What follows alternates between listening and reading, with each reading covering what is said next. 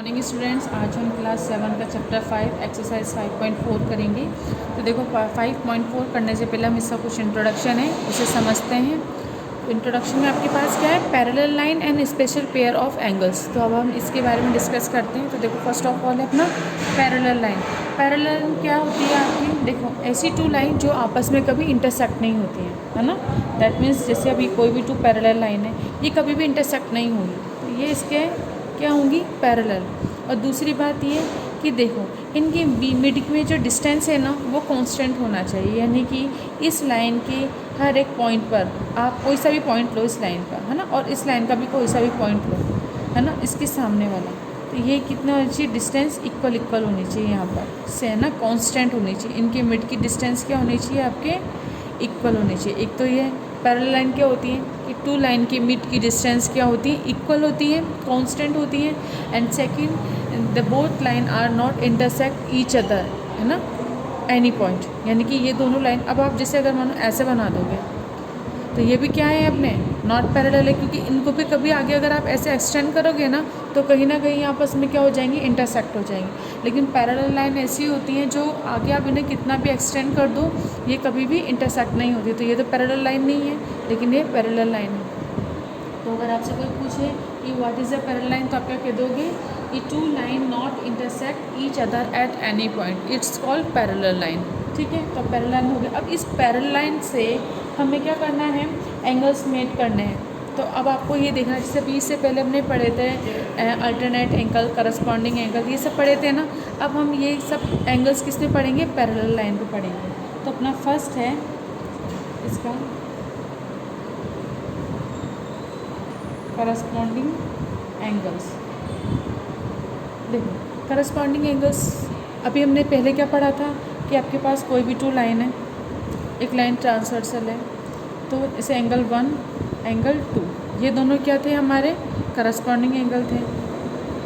उसी तरीके से अगर हम बात करें, देखो angle 1 and angle 2 both are corresponding, angle 3 and angle 4, angle 3 and angle 4 ये भी हमारे क्या करस्पॉन्डिंग है।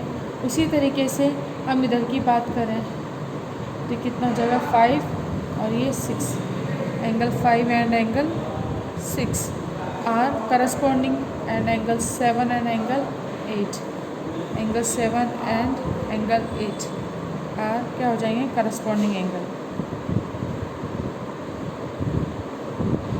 तो ये तो क्या थे हमारे कि जब दो कोई लाइन क्या है हमारी पैरेलल लाइन नहीं है तो फिर भी हम ये फाइंड कर सकते हैं करस्पॉन्डिंग एंगल, निकाल लिया।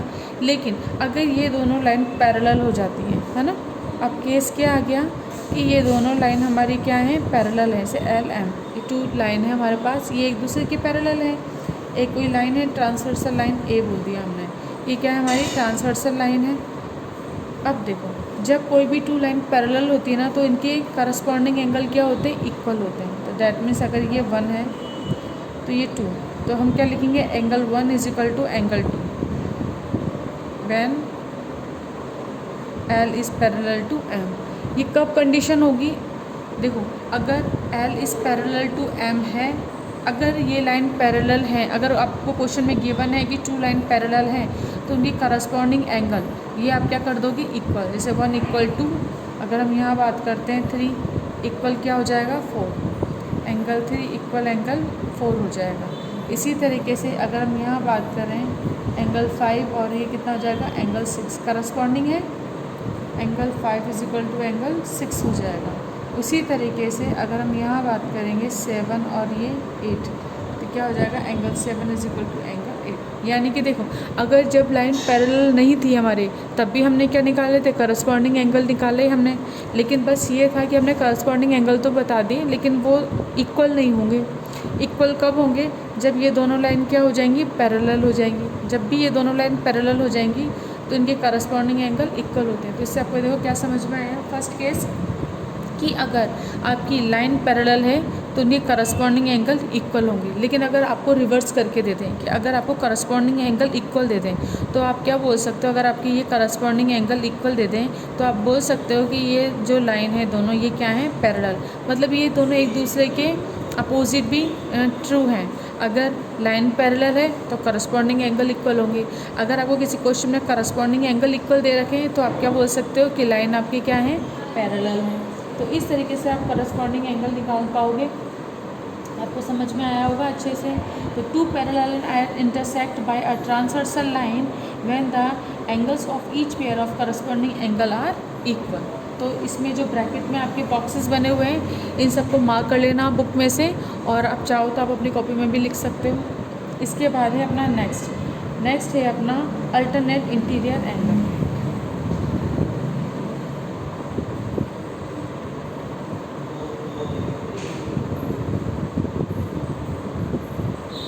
तो देखो अल्टरनेट इंटीरियर एंगल जैसे भी आपने निकाले थे अल्टरनेट इंटीरियर एंगल, अगर हम इसी की बात करें तो ऐसे Z बनता था। तो 2 और 7 क्या है, अल्टरनेट इंटीरियर एंगल है। इधर भी कितना है 6, 3 और 6 ये भी अल्टरनेट इंटीरियर एंगल है ना। तो अगर नॉर्मल बनाते हैं जब लाइन पैरेलल नहीं है तो हमें पता है, लेकिन अब हम किसकी बात कर रहे हैं, पैरेलल लाइन की बात कर रहे हैं। पैरेलल लाइन ड्रॉ कर दो सबसे पहले, कोई भी लाइन ट्रांसवर्सल है। तो अब देखो अगर अब हम यहाँ पर बात करें तो अगर एंगल मैंने 1 इसे बोला है तो एंगल 2 ये है, तो देखो Z बन रहा है ना इस तरीके से। तो angle 1 is equal to angle 2 हो जाएगा, क्योंकि क्या है L और M लाइन क्या है, पैरेलल है। तो हम क्या लिखें, L is parallel to M, then angle 1 is equal to angle 2 क्या हो जाएगा, एंगल 1 एंगल 2। और देखो इंटीरियर एंगल बोला है ना, तो ये इंटीरियर एंगल ही लेना है। अब इस तरीके से अगर हम यहाँ पे बात करें 3 और 4, तो देखो ऐसे भी Z बन रहा है, ये तो बन रहा है ना देखो। तो 3 और 4 भी हमारे क्या हो जाएंगे, angle 3 is equal to angle 4। ये भी क्या हो जाएंगे हमारे अल्टरनेट इंटीरियर एंगल। तो देखो अपोजिट वाले होते हैं, ये 3 है तो ये 4 लेंगे, कभी ऐसे मत ले लेना है ना।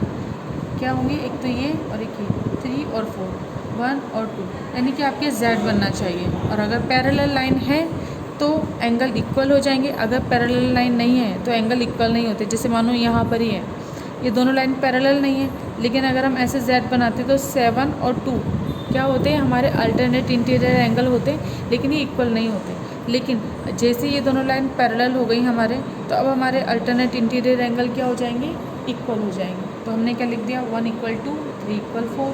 अब देखो वापस से वही कंडीशन है, अगर आपको क्वेश्चन में गिवन है कि if two line is parallel then its corresponding angle are equal, और इसके रिवर्स हम रेसिप्रोकल में हम इसका रिवर्स क्या बोल सकते हैं कि if two angles alternate interior angles are equal, if alternate interior angles are equal that means the line are parallel.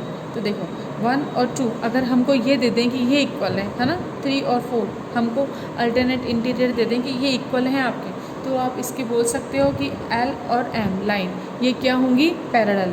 अगर पैरेलल दे रखा है तो अल्टरनेट इंटीरियर एंगल को आप इक्वल कर दोगे।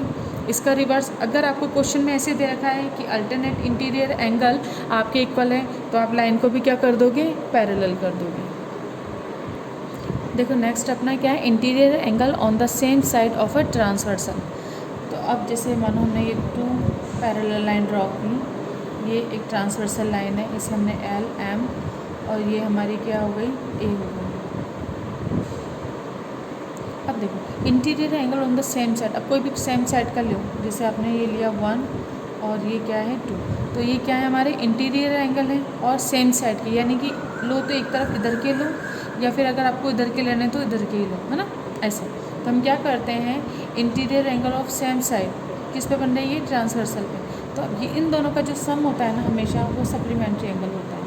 मतलब ये हमारे क्या है, interior angle of same side of a transversal line है ना, is equal to supplementary angle. तो जैसे angle 1 plus angle 2 is equal to कितना आता है अपना, 180 डिग्री आएगा।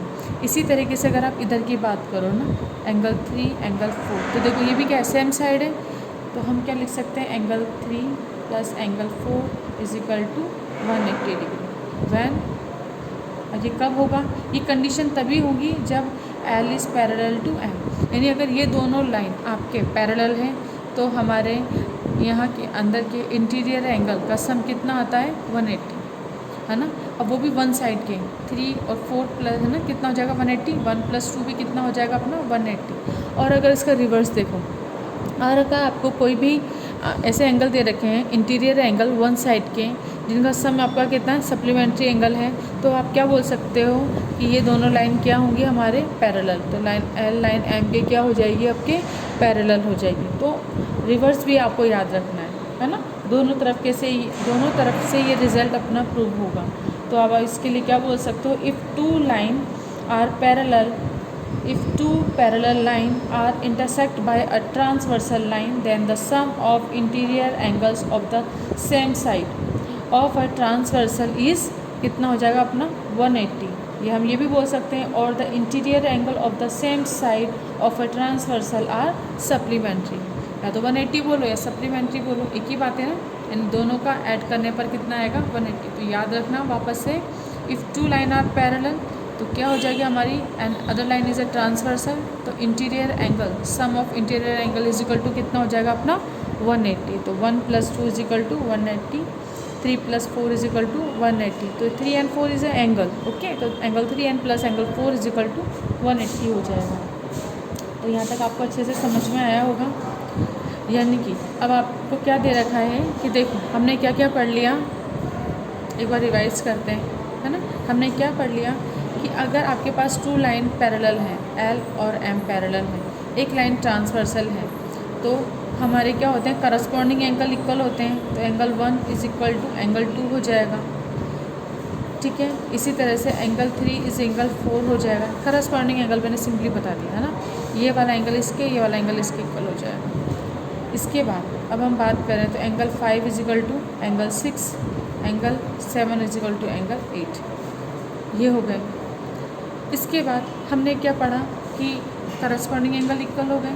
देन अल्टरनेट इंटीरियर एंगल की बात करते हैं अगर हम, तो देखो ऐसे z बन रहा है ना ये, तो एंगल 3 एंगल 2 हो जाएगा, ये 3 इसके इक्वल हो जाएगा। और अगर हम ऐसे z बनाए तो 7 6 के इक्वल हो जाएगा, है ना। तो अल्टरनेट इंटीरियर एंगल भी हमारे क्या होते हैं, इक्वल होते हैं। तो जैसे इंटीरियर है ना, एक्सटीरियर भी हो जाएगा, तो 7 8 के इक्वल होगा, 1 4 के इक्वल हो जाएगा, ठीक है। तो अल्टरनेट इंटीरियर एंगल इक्वल हो गए। इसके बाद हम बात करते हैं इसके, देखो इंटीरियर एंगल सेम साइड, ठीक है ना, कोई भी ट्रांसवर्सल लाइन है और सेम साइड की इंटीरियर एंगल, इनका सम कितना हो जाएगा अपना सप्लीमेंट्री एंगल 180। 3 + 6 180 डिग्री हो जाएगा। एंगल 7 + एंगल 2 कितना हो जाएगा, 180 डिग्री हो जाएगा। तो इस तरीके से हमने रिवाइज भी कर लिया है। अब एक condition of two lines of parallel अगर हम बात करें, वैसे मैंने आपको इसके साथ ही बता दिया है, लेकिन फिर भी एक बार और बता देते हैं। Condition for two lines to be parallel. अब आपको बताना है कोई भी टू लाइन पैरेलल कब होंगी। तो फर्स्ट आपका क्या होना चाहिए, एक तो each pair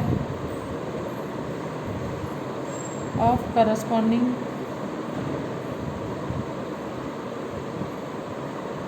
angles are equal.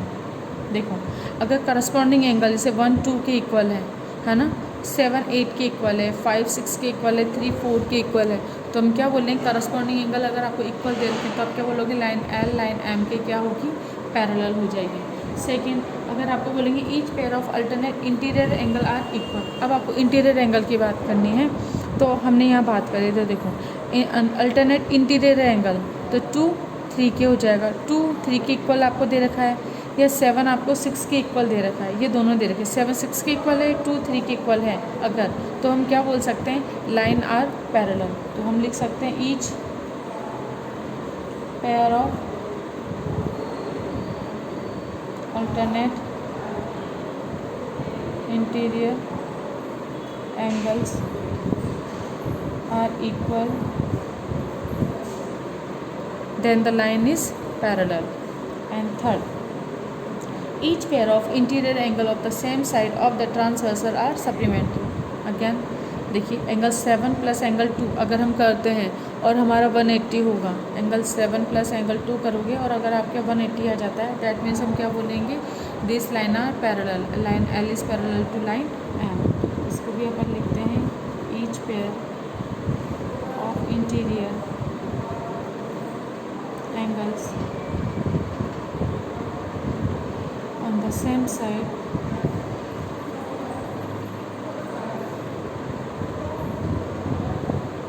transversal